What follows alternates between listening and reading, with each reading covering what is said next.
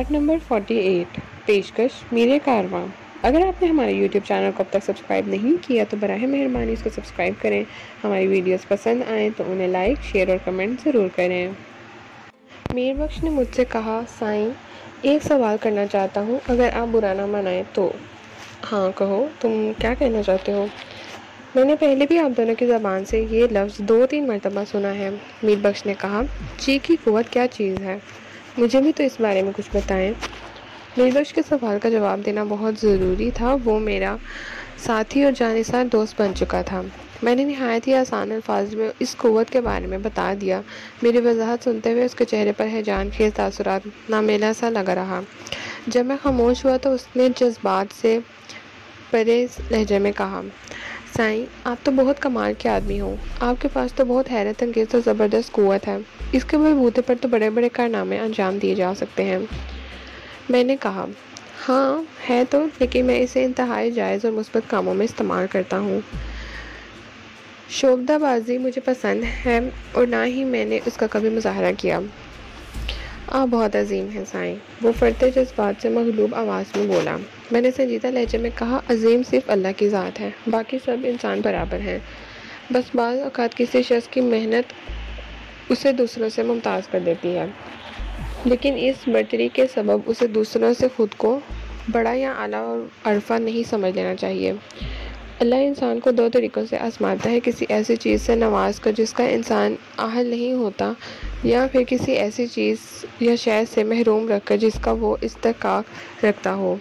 یہ صلاحیتیں، شکستیاں، ہنر اور تجربہ کاریاں سب آنی جانی ہیں۔ ہم سب معمولی اور غیر معمولی اداکار ہیں۔ ہمارا ہدایت کار تو وہ ہے جس کے قبضے میں ہم سب کی جان ہے۔ وہ پھٹی ہوئی آنکھوں سے مجھے دیکھ رہا تھا، لرزاں لہجے میں گویا ہوا، سائیں آپ تو صرف عامل ہی نہیں بلکہ عالم بھی ہیں۔ میں کچھ بھی نہیں ہوں، میں نے قطعیت سے کہا، بس ایک سیدھا سادہ معمولی سا انسان ہوں۔ میں مثبت سوچ اور مثبت عمل کا قائل ہوں اور منفی سوچ رکھنے والے لوگوں سے نبر آزما ہوں۔ میں ایک طرح سے حق و باطل کی جنگ میں مصروف ہوں اور مجھے یقین ہے بالآخر فتح حق کی ہوگی۔ وہ سحرزدہ نظر سے مجھے تکتے جا رہا تھا۔ یہ میرے لیے اس کی فالحانہ عقیدت تھی جس نے اس کے پورے وجود کو اپنے حصار میں لے رکھا تھا۔ میں نے کہا، میر بخش میری ایک بات ذہن نشین کر لو، یہ دنیا مفید لوگوں کے لیے بنائی گئی ہے، اس لیے ہمیں ہر لمحے خود کو مفید بنانے کی کوشش میں مصروف رہنا چاہیے۔ ہماری ذات سے کسی دوسری ذات کو فائدہ ضرور پہنچنا چاہیے۔ یہی ایک صحت مند معاشرے کا اصول ہے۔ بے فیض اور غیر مفید شخص کو جینے کا کوئی حق نہیں۔ ساحل نے مجھ سے سوال کیا، وجدان، تمہاری نزدیک مفید انسان میں کیا کیا اوصاف ہونے چاہیے؟ میر بخش کی طرح وہ بھی پوری توجہ سے میری باتیں سن رہی تھی۔ میں نے کھنکھار کر گلا صاف کرتے ہوئے کہا، میرے نزدیک مفید انسان وہ ہے جس میں 3 بنیادی اوصاف میں سے کم ایک وصف ضرور موجود ہو۔ وہ 3 اوصاف یہ ہیں: نمبر 1 مثبت علم، نمبر 2 صحت مند فکر، نمبر 3 توانائی سے بھرپور دانش۔ اور اگر کسی شخص میں یہ تینوں خاصیتیں موجود ہوں تو؟ ساحل نے پوچھا۔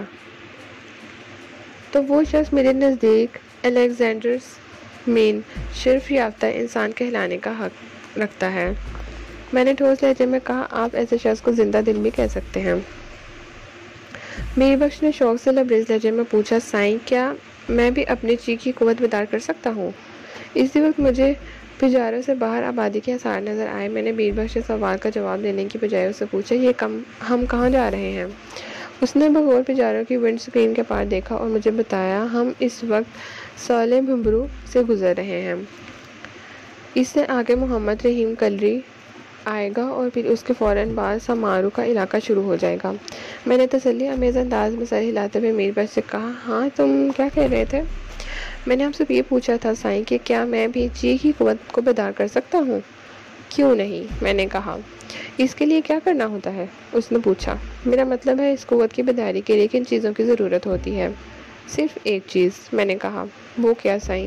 اس نے بتایا، عزم۔ میں کچھ سمجھ نہیں سکا۔ اس کی آنکھوں میں الجھن تیر گئی۔ میں نے وضاحت کرتے ہوئے کہا، عزم کا آسان مطلب ہے ارادہ۔ جس شخص نے کوئی کام کرنے کا پختہ ارادہ کر لیا، سمجھ لو اس نے وہ کام سر انجام دے لیا۔ پھر بھی چیز جیسی عظیم قوت کی بیداری کے لیے کچھ نہ کچھ پاپڑ تو بیلنا ہی پڑتے ہوں گے۔ میر بخش نے اس اصراری انداز میں بے پناہ دلچسپی شامل تھی۔ میں نے واضح الفاظ میں کہا، کوئی پاپڑ نہیں بیلنا پڑتے، بس ایک سیدھی سادی سی آسان سی مشق ہے، اسے باقاعدگی سے کرنا ہوتا ہے۔ اگر آپ کی نیت صاف ہے، ارادہ پختہ ہے اور مقصد نیک ہے تو پھر کامیابی آپ کا مقدر ہے۔ آپ کا جو بھی عمل لگن سے بھرپور ہوگا وہ مثبت نتائج ضرور لائے گا۔ وہ ہچکچاہٹ آمیز انداز میں پوچھنے لگا، سائیں کیا آپ مجھے چی کی بیداری کے لیے مخصوص وہ سادہ سی مشق بتا سکتے ہیں؟ بالکل بتا سکتا ہوں، میں نے فراخ دلی سے کہا۔ اس موقع پر ساحل نے شکایتی لہجے میں کہا، وجدان، تم نے مجھ سے بھی کہا تھا کہ وہ مخصوص ایکسرسائز مجھے بھی کراؤ گے، لیکن ابھی تک تم نے اس کے بارے میں کچھ بھی نہیں بتایا۔ میں نے تم سے یہ بھی کہا تھا کہ وہ مشق کرانے کے لیے مکمل ذہنی سکون اور فرصت کی ضرورت ہوتی ہے۔ میں نے کہا، ایسا کیا تھا یا نہیں؟ ہاں، تم نے یہی کہا تھا، اس نے تصدیق کی۔ میں نے پوچھا، کیا اس کے بعد سے ہمیں ذہنی سکون اور فرصت میسر آئی ہے؟ اس نے نفی میں جواب دیا۔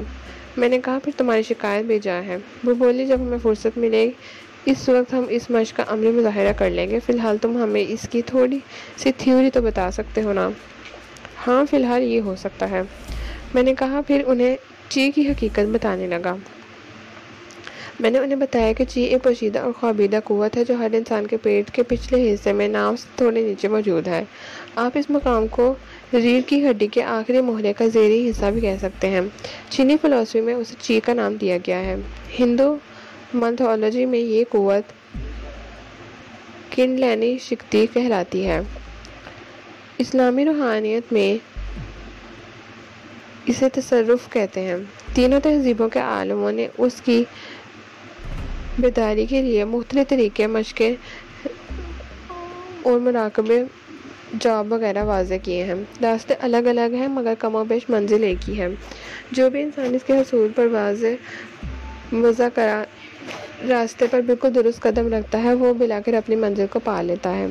میں ان کی طرف دیکھے بغیر بولے چلا جا رہا تھا۔ میری پوری توجہ ڈرائیونگ پر مذکور تھی۔ میں نے جی کے بارے میں مزید بتاتے ہوئے کہا، جب مخصوص مشق کے ذریعے اس قوت کو بیدار کیا جاتا ہے تو یہ ریڑھ کی ہڈی کے راستے دماغ کی جانب سفر کرتی ہے۔ اس موقع پر بہت کچھ سمجھ اور احتیاط سے کام لینے کی ضرورت ہوتی ہے۔ اگر مشق کرنے والا کوئی سنگین غلطی کر بیٹھے، یعنی اس کے ارتکاز کو کوئی رکھنا پڑ جائے یا اس کی نیت میں کوئی کھوٹ آ جائے یا وہ کسی قسم کی جلد بازی کا مظاہرہ کر بیٹھے تو پھر یہ قوت کسی بھی نوعیت کی سرکشی کا مظاہرہ کر سکتی ہے۔ یہ ایک استراحت شیر کو جگانے کے مترادف ہے، لیکن اس مرحلے میں اگر مشق کرنے والے کو کسی ماہر استاد کی رہنمائی حاصل ہو تو پھر وہ خطرے کی کوئی بات نہیں ہوتی۔ ویسے بھی یہ قوت اچانک بیدار ہو کر دماغ کی جانب سفر نہیں کرتی۔ جب آپ اسے جگانے کے لیے اپنی مشق کے ذریعے اس کو ہونے والی جھنجھوڑتے ہیں تو یہ کسمسا کر کروٹیں بدلتی رہتی ہے۔ ان مراحل میں مشق کرنے والے شخص پر مخصوص قسم کی کیفیات بھی طاری ہوتی رہتی ہیں جن کی بنا پر نگران استاد سے مفید مشوروں سے نوازتا رہتا ہے۔ ان مشوروں اور تجاویز پر عمل کرتے ہوئے اس سرکش قوت کو زنجیریں ڈال کر دماغ کی طرف لایا جاتا ہے۔ دماغ میں پہنچ کر یہ قوت فوٹون کی شکل اختیار کر لیتی ہے اور دماغ کے ایک مخصوص حصے کو روشن کر دیتی ہے۔ یہ وہی حصہ ہے جہاں خیالات نمو پاتے ہیں۔ یہ خیالات کی نشوونما کی تقویت دیتی ہے، گویا خیالات کی قوت کو بڑھاتی ہے، انہیں توانا بناتی ہے۔ یہ ایک طرح سے آٹو جنریٹر کے طور پر کام کرتی ہے۔ انسان خیالات کی قوت سے بڑے بڑے کارنامے انجام دے سکتا ہے۔ ساحل نے پوچھا، فوٹون کیا چیز ہوتی ہے؟ یہ لائٹ انرجی کا سب سے چھوٹا اور ناقابل تقسیم ذرہ ہے، میں نے بتایا۔ روشنی کا سارا کھیل اسی ننھے سے ٹکڑے کا مرہون منت ہے۔ کیا ہم فوٹون کو دیکھ سکتے ہیں؟ کسی ایک فوٹون کو دیکھنا انسانی آنکھ کے بس کی بات نہیں، میں نے کہا۔ فوٹون کا مجموعہ روشنی ہے جسے ہم بآسانی دیکھ سکتے ہیں۔ یہ ذرہ الیکٹران، پروٹون اور نیوٹران سے بھی چھوٹا ہوتا ہے۔ میر بخش نے پوچھا، سائیں خیال کی قوت سے کارنامہ کیسے انجام دیا جا سکتا ہے؟ میں نے ایک گہری سانس لیتے ہوئے کہا، خیال کی قوت بڑی غضب کی چیز ہے۔ اگر انسان پوری لگن سے کسی ایک خیال پر توجہ مرکوز کر دے تو وہ خیال مجسم شکل اختیار کر لیتا ہے۔ ہماری سوچ جتنی مضبوط ہوتی ہے ہم اتنے ہی زیادہ کامیاب ہوتے ہیں۔ خیال کی قوت تو واقعات کو جنم دیتی ہے۔ راگ راگنیوں اور گوتیوں کے بارے میں مجھے جے پور میں بہت کچھ معلوم ہوا تھا۔ رانی روپ متی گائیکی کے فن میں خاصی دسترس رکھتی تھی۔ اس سے میں گھنٹوں موسیقی پر گفتگو کرتا رہتا تھا۔ اس نے مجھے بڑی مفید معلومات فراہم کی تھی۔ ساحل اور میر بخش پوری دل جمعی سے میری جانب متوجہ تھے اور چیز سے متعلق باتیں سن رہے تھے۔ اچانک میں نے ساحل سے پوچھا، تمہارے ٹکنے کا درد اب کیسا ہے؟ ہاں، وہ چونکتے ہوئے بولی، میں نے تو کافی دیر سے یہ درد محسوس نہیں کیا۔ پھر وہ حیرانی سے مجھے تکنے لگی۔ یہ ہوتی ہے خیال کی قوت، میں نے زیر لب مسکراتے ہوئے کہا۔ تم کافی دیر سے مجھے سن رہی ہو، تمہاری توجہ میری باتوں پر لگی ہے، گویا اس وقت تم ارتکاز توجہ کی کیفیت سے گزر رہی ہو۔ میری باتوں کے سوا تمہارا دھیان کسی اور سمت میں نہیں ہے، اس لیے تم باقی تمام کیفیات سے بے خبر ہو۔ تمہارے ٹخنے میں درد تو ہو رہا ہوگا، لیکن عدم توجہی کی وجہ سے تم اسے محسوس نہیں کر رہی ہو۔ جس طرح ارتکاز توجہ سے کوئی واقعہ تخلیق کیا جا سکتا ہے، بالکل اسی طرح عدم توجہی اور بے نیازی سے کسی حقیقت کی نفی بھی کی جا سکتی ہے، اور یہ سارے کا سارا کھیل خیال کی قوت کا ہے۔ ایک لمحے کا توقف دے کر میں نے اضافہ کیا، اس سے ایک بات یہ بھی ثابت ہوتی ہے کہ تمہارے اندر ارتکاز توجہ یعنی کنسنٹریشن کی صلاحیت موجود ہے۔ میر بخش نے کہا، سائیں، میں بھی کافی دیر سے اپنے بازو کا درد بھولا ہوا ہوں۔ مجھے حیرت ہو رہی ہے کہ پچھلے 15-20 منٹ سے گھائل بازو میں کوئی ٹیس کیوں نہیں اٹھی۔ اب تو تمہاری حیرت دور ہو گئی ہوگی، میں نے کہا۔ تم بھی اپنے اندر توجہ کی قوت رکھتے ہو۔ وہ خوش ہوتے ہوئے بولا، اس کا مطلب ہے میں اپنی چی کی قوت کو بیدار کر سکتا ہوں؟ یہ ناممکن نہیں ہے، میں نے کہا۔ اگر تمہارا عزم پختہ اور کوشش مثبت ہوئی تو تم یہ قوت ضرور حاصل کر لو گے۔ ساحل نے کہا، بس بھائی، بہت ہو گئی وجدان، اب جہاں بھی ہمیں کچھ دیر ٹھہرنے کا موقع ملے گا تم ہمیں چیز سے مشق کرنا عملاً سکھاؤ گے۔ تھیوری بہت پڑھ لی۔ ٹھیک ہے، میں نے کبھی انکار کیا ہے، میں تم سے مارشل آرٹس بھی سیکھوں گی، وہ مچل کر بولی۔ وہ بھی ضرور سکھاؤں گا، میں نے کہا۔ میر بخش نے کہا، ان فنون کے لیے آپ مجھے اپنی شاگردی میں لے لیں سائیں۔ لے لیا، میں نے دوستانہ انداز میں کہا۔ اور کچھ؟ بہت بہت شکریہ سائیں، وہ جلدی سے بولا۔ میں نے ساحل سے کہا، تم ذرا میر بخش کو شکریہ والا فلسفہ سمجھا دو۔ وہ میری بات کا مقصد سمجھ گئی اور آئندہ 5 منٹ میں وہ میر بخش کو بتاتی رہی کہ میرے نظریے کے مطابق تھینک یو، سوری اور پلیز جیسے تکلفات کو دوستوں کے درمیان جگہ نہیں پانی چاہیے۔ میر بخش گہری عقیدت سے مجھے دیکھتے ہوئے بولا، سائیں، میں آپ کا دوست بننے کے قابل کہاں ہوں؟ آپ نے مجھے اپنے ساتھ رکھ لیا ہے، یہی بڑی بات ہے۔ آپ تو میرے آقا ہیں۔ پھر اس نے دونوں ہاتھ مخصوص انداز میں جوڑے۔ میں نے کہا، میرے سامنے اس طرح ہاتھ نہ جوڑو، مجھے یہ سب کچھ اچھا نہیں لگتا، ہم دوست ہیں، مجھ سے بے جھجک بات کیا کرو۔ سائیں، مجھ سے یہ نہیں ہو سکے گا، وہ عاجزی سے بولا، تاہم اس مرتبہ اس نے ہاتھ نہیں جوڑے تھے۔ سائیں، میں بہت چھوٹا آدمی ہوں، آپ نے مجھے سام بنا دیا، آپ کی بہت مہربانی ہے۔ آپ میری یہ زندگی آپ کی امانت ہے، میری خواہش ہے کہ اس زندگی کا ایک ایک لمحہ آپ پر قربان ہو جائے۔ بات ختم کرتے ہوئے وہ خاصا جذباتی ہو گیا تھا۔ میں اس سلسلے میں اسے مزید روکنا ٹوکنا مناسب نہ سمجھا، وہ میرے ساتھ رہتے رہتے خود ہی سب کچھ سیکھ جاتا۔ اس کی ساری عمر بٹیرہ اکبر سومر کی چاکری میں گزری تھی۔ اس قسم کے بھوتا بٹیرے صرف حکم چلاتے ہیں، اور میر بخش جیسے ادنا چاکر جو حکم سائیں کہنے کے لیے پیدا ہوئے ہوتے ہیں، کوئی بھی چاکر اپنے وڈیرے کے سامنے دم مارنے کی جسارت نہیں کر سکتا۔ دوستی کرنا اور دوستانہ انداز میں باتیں کرنا تو بہت دور کی بات ہے۔ مجھے امید تھی کہ میر بخش تھوڑے ہی عرصے میں ہمارے رویوں کو بخوبی سمجھنے لگے گا، پھر اسے ہمارے ساتھ گھلنے ملنے میں کوئی دشواری پیش نہیں آئے گی۔ اس میل تال کے لیے کچھ وقت کی ضرورت تھی۔ وہ دونوں اچانک خاموش ہو گئے تھے اور میں سمجھ رہا تھا کہ وہ اس وقت اپنے درد کو محسوس کر رہے تھے۔ میں نے دونوں کو بے وقت مخاطب کرتے ہوئے کہا، تمہارے لیے خوشخبری ہے۔ کیسی خوشخبری؟ ساحل نے چونک کر میری جانب دیکھا۔ میر بخش بھی سوالیہ نظر سے مجھے تکنے لگا۔ میں نے گہری سنجیدگی سے کہا، میں نے فیصلہ کیا ہے کہ تم دونوں کی تربیت و تعلیم ابھی سے شروع کر دوں۔ وہ تو تم کافی دیر سے کر رہے ہو، ساحل نے کہا۔ تمہارا علمی اور فنی لیکچر ہم پوری توجہ سے سن رہے ہیں۔ میں عملی تربیت کی بات کر رہا ہوں، اس لیے تو سکون اور ٹھہراؤ کی ضرورت ہوگی، ساحل نے کہا۔ میر بخش بولا، سائیں، کیا گاڑی میں وہ مشق کرنا مناسب ہوگا؟ آپ تو کہہ رہے تھے۔ میں نے میر بخش کی بات کاٹتے ہوئے کہا، باقاعدہ عملی مشق تو گاڑی میں نہیں کی جا سکتی، البتہ اس کی ابتدائی تیاری کے لیے ہلکا پھلکا کچھ کیا جا سکتا ہے۔ وہ کیا؟ ساحل کی آواز میں دلچسپی شامل تھی۔ میں نے کہا، تم دونوں میں ارتکاز توجہ کی صلاحیت موجود ہے اور اس صلاحیت کو آزمانے کا موقع بھی ہے۔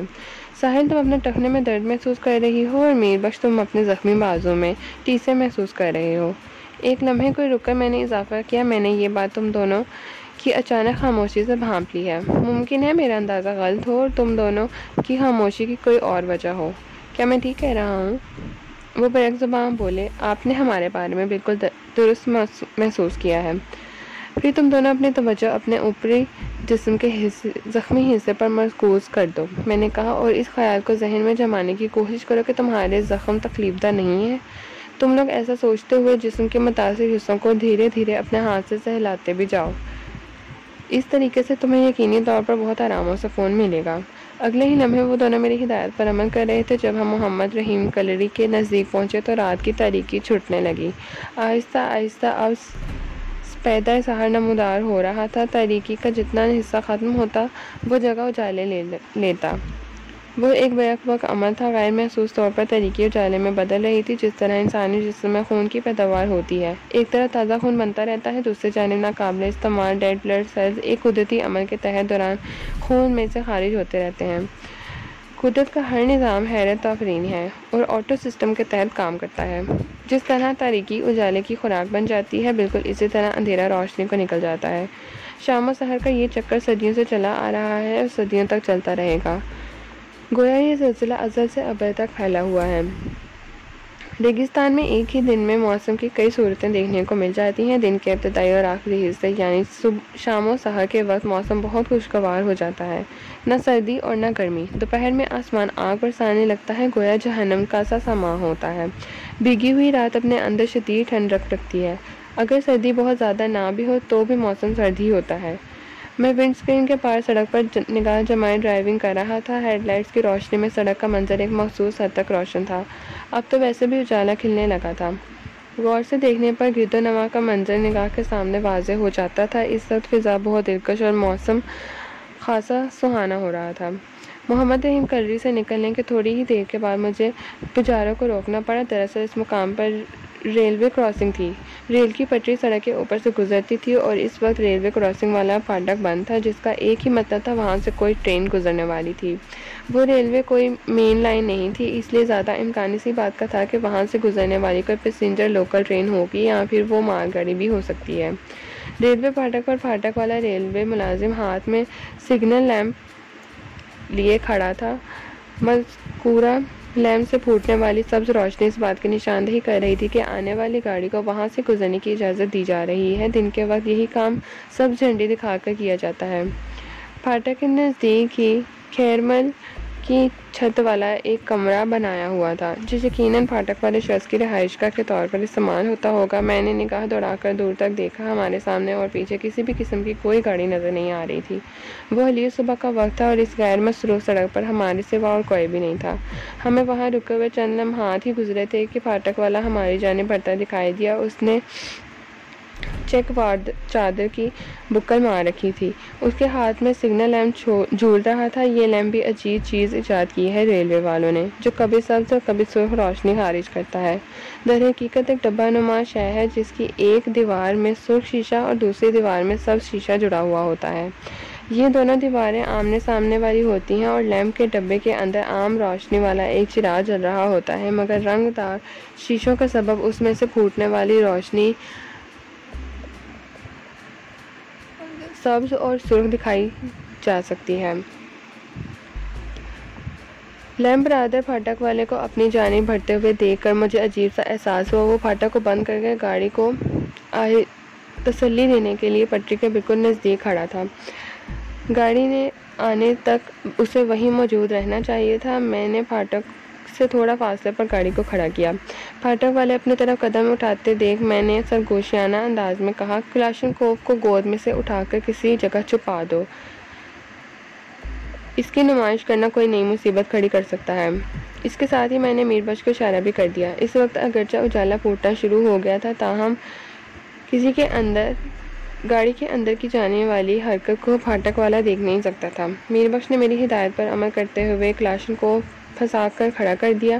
میر بخش نے گہرے نیلے رنگ کی شلوار قمیض زیب تن کر رکھا تھا، جو اس مکھجے اجالے میں فاصلے سے سیاہ نظر آتا تھا۔ اس نے کلاشنکوف کو اس انداز میں اپنی دسترس میں استادہ کیا تھا کہ بوقت ضرورت اسے بآسانی نکال کر استعمال میں لایا جا سکتا تھا۔ وہ پجاروں سے باہر لیمپ برادر شخص کی طرف دیکھتے ہوئے، یہ مردود ہماری جانب کیوں آ رہا ہے؟ اسے تو بند پھاٹک کے پاس موجود رہنا چاہیے، گاڑی کسی بھی لمحے آہستگی آ سکتی ہے۔ یہ بات مجھے بھی حیران کر رہی ہے، میں نے کہا۔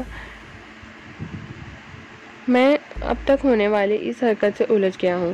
ہمارے درمیان سرگوشیوں میں بات چیت ہو رہی تھی۔ ساحل نے اس گفتگو میں حصہ لیتے ہوئے کہا، وجدان، ہمارے پاس ایک بھاری رقم بھی موجود ہے، اسے بھی کہیں چھپا دینا چاہیے۔ 50,000 روپے کوئی معمولی بات تو نہیں۔ تم ٹھیک کہہ رہی ہو، میں نے تائیدی انداز میں کہا۔ سوالیہ نظر سے میر بخش کی طرف میں نے دیکھا۔ وہ میری نگاہ کا مطلب سمجھ گیا۔ بولا، سائیں، میں گڈی کو ڈیش بورڈ میں رکھ دیا ہے، اگر کہیں اور رکھنا ہے تو حکم کریں۔ نہیں، وہیں ٹھیک ہے، میں نے کہا اور گاڑی کی طرف دیکھنے لگا۔ پھاٹک والا ریل میں ملازم اب ہماری پجاروں سے صرف 10 گز کے فاصلے پر تھا اور اس کا رخ سیدھا ہماری ہی گاڑی میں تھا۔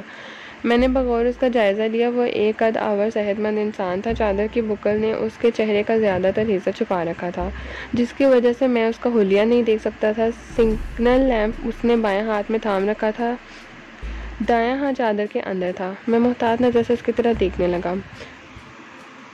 وہ نپے تلے قدموں سے چلتے ہوئے ڈرائیونگ سیٹ والی کھڑکی کے پاس آیا اور ایک طائرانہ سی نگاہ پجاروں کے اندر ڈالنے کے بعد اس نے مجھ سے پوچھا، سائیں، ماچس ہوگی آپ کے پاس؟ چادر کی بکر کی وجہ سے اس کی اصل آواز اپنی اصل حالت میں مجھ تک نہیں پہنچی۔ نہ سلام نہ دعا، اس نے آتے ہی ماچس کی فرمائش کر دی تھی۔ میری چھٹی حس نے مجھے خبردار کر دیا کہ کوئی گڑبڑ ہے۔ اس ریلوے ملازم کی نیت میں مجھے فطور نظر آ رہا تھا۔ میں نے گھور کر اس کے چہرے کو دیکھا اور سخت لہجے میں کہا، یہاں کوئی سگریٹ نہیں پیتا، اس لیے تمہیں ماچس نہیں مل سکتی۔ میری بات مکمل ہوئی ہی تھی کہ بلی تھپلے سے باہر آ گئی۔ بکل پوش شخص نے لیمپ کو ایک طرف پھینکتے ہوئے دایاں ہاتھ چادر سے برآمد کیا اور اس میں موجود ریوالور کی نال کو میری کن پٹی سے لگاتے ہوئے بولا، گاڑی سے باہر آ جاؤ۔ اس کے لہجے میں تحکم پایا جاتا تھا اور وہ بالکل مرنے مارنے والے انداز میں مجھے دیکھ رہا تھا۔ میں نے ہاتھ اٹھاتے ہوئے پہلو میں بیٹھے میر بخش کی طرف سوالیہ نظر سے دیکھا۔ ریوالور برادر بکل پوش نے کراتے ہوئے کہا، کسی قسم کی چالاکی کے بارے میں نہیں سوچنا، ورنہ تم میں سے ایک بھی زندہ نہیں بچے گا۔ میں نے اسے باتوں میں لگانے کی خاطر کہا، تم تو گاڑی کو سگنل دینے کے لیے لیمپ تھام میں پھاٹک پر کھڑے تھے، تمہیں ہماری یاد کیسے آ گئی؟ بکواس مت کرو اور گاڑی سے باہر نکلو، اس نے قطعی انداز میں کہا۔ میں نے چھیڑ چھاڑ جاری رکھتے ہوئے کہا، اس دوران میں اگر ٹرین وغیرہ آ گئی تو تمہاری نوکری بھی جا سکتی ہے۔ پھاٹک والے کو اپنے فرائض سے غفلت نہیں برتنا چاہیے۔ اس نے نہایت ہی بےہودہ انداز میں ریلوے کے پھاٹک والے کو مغالات میں تو تولا، پھر دھمکیاں میز انداز میں بولا، اگر تم اپنی اور اپنے ساتھیوں کی زندگی چاہتے ہو تو گاڑی سے نیچے اتر جاؤ، ہم تمہیں کچھ نہیں کہیں گے، ہمیں صرف تمہاری گاڑی کی ضرورت ہے۔ میں نے کہا، تم بار بار ہمیں کا لفظ استعمال کر رہے ہو، اس کا مطلب ہے تمہارے کچھ اور بھی ساتھی یہاں موجود ہیں۔ تم سوالات نہیں کرو اور میں جو کچھ کہہ رہا ہوں اس پر فوراً عمل کرو، بدتنبیہی انداز میں پھنکارا۔ ہمارے پاس زیادہ وقت نہیں، اگر تم نے کسی قسم کی مزاحمت کی تو پھر مجھے مجبوراً یہ ریوالور استعمال کرنا پڑے گا۔ بات ختم کرتے ہی اس نے ریوالور کی نال کا دباؤ میری کن پٹی پر بڑھا دیا۔ ایک بات تو واضح ہو گئی تھی کہ اس شخص کا تعلق محکمہ ریلوے سے ہرگز نہیں تھا۔ اس نے کسی ٹرین کی گزر کے لیے پھاٹک بند نہیں کیا تھا، بلکہ محمد رحیم کلری کی جانب سے آنے والی کسی گاڑی کا وہ انتظار کر رہا تھا۔ اس کی باتوں میں سے میں نے اندازہ لگایا کہ اس کا تعلق کسی جرائم پیشہ گروہ سے تھا جنہیں فوری طور پر ایک گاڑی کی ضرورت تھی۔ یہ ایک اتفاق تھا کہ ہم اس جگہ پہنچ گئے تھے۔ یہ تمام خیالات چشم زون میں میرے دماغ سے گزر رہے تھے۔ میں یہ بھی سوچ رہا تھا کہ اصل پھاٹک والا اس وقت یقیناً ریوالور برادر کے ساتھیوں کے رحم و کرم پر ہوگا۔ وہ اسے قابو میں کیے بغیر وہاں کا نظام اپنے ہاتھ میں نہیں لے سکتے تھے۔ زیادہ امکان اسی بات کا تھا کہ پھاٹک والے شخص کو اس کے کمرے میں محبوس کیا گیا ہوگا۔ میں نے نگاہ اٹھا کر اس اکلوتے کمرے کی طرف دیکھا۔ کمرے کے اگلی جانب سے دیوار کے ساتھ مجھے ایک چھوٹی سی جیپ کھڑی نظر آئی۔ وہ ایک ٹویوٹا 4 وہیل ڈرائیور تھی۔ تم کس سوچ میں پڑ گئے؟ ریوالور برادر شخص نے میری کن پٹی پر ٹہکا دیتے ہوئے کہا۔ میں نے پوچھا، آخر تمہاری ہم سے دشمنی کیا ہے؟ جب سے مجھے معلوم ہوا تھا کہ اسے ہماری بانوں کی نہیں بلکہ پجاروں کی ضرورت ہے، میں بہت ایزی ہو گیا تھا۔ شاید اس لیے مجھے شخص نے چھیڑ خانی میں مزہ آنے لگا۔ وہ میرے سوال کا جواب دیتے ہوئے غصیلے لہجے میں بولا، ابھی تک تو کوئی دشمنی نہیں ہے، لیکن اگر تمہارا یہی رویہ رہا تو دشمنی کی بنیاد بڑھ جائے گی۔ میں نے پوچھا تم اس نئی نویلی دشمنی کا اظہار کس طرح کرو گے؟ اس طرح۔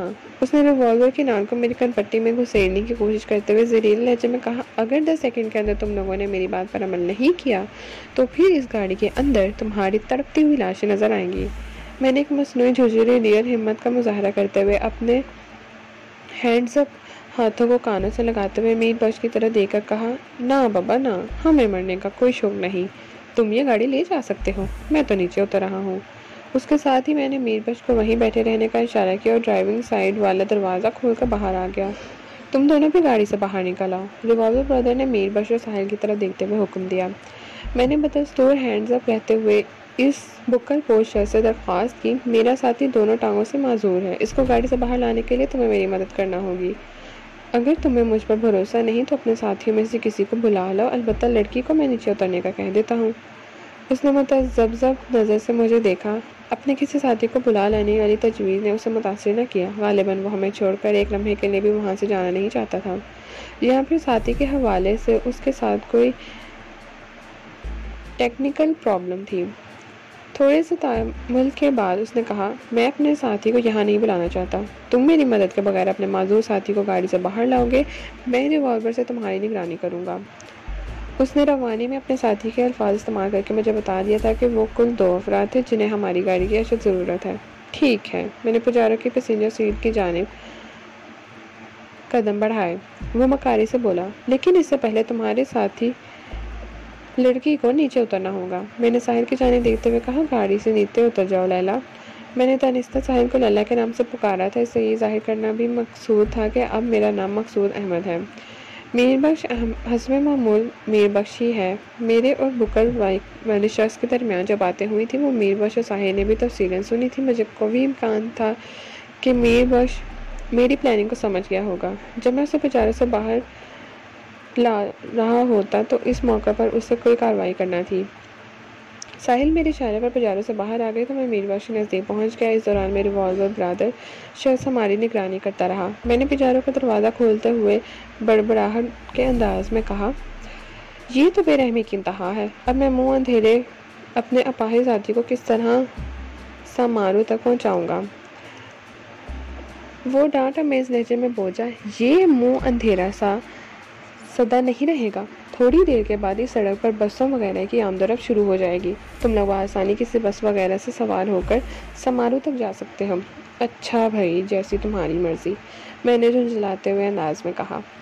میں اس قسم کی اداکاری کر رہا تھا کہ ریوالور برادر کو میرے عزائم نہ بھنک ملے نا۔ وہ یہی سمجھے کہ ہم اپنی گاڑی کی جانے پر بہت پریشان ہیں، خاص طور پر اپنے معذور ساتھی کی وجہ سے میں جھنجھلاہٹ کا شکار ہو رہا ہوں۔ میں نے اپنے اور اپنے عقب میں کھڑے ریوالور برادر کے درمیانی فاصلے کو ذہن میں نقش کیا، پھر دونوں کے کلاوے میں میر بخش کو سمیٹتے ہوئے اس کے کان میں سرگوشی کی، اسے صرف زیر کرنا ہے، اس لیے فائر نہیں ہونا چاہیے۔ میری آغوش میں محصور میر بخش کی گردن نے اسباتی کی اور میں نے اس کے جسم کو اٹھا کر پجارو سے باہر نکالنے اور برادر شخص میری پشت پر صرف 3 فٹ کے فاصلے پر کھڑا تھا۔ میں نے میر بخش کو پجارو سے برآمد کرتے ہوئے بازو میں اٹھائے ایک زوردار گول چکر میں زمین پر رکھ دیا۔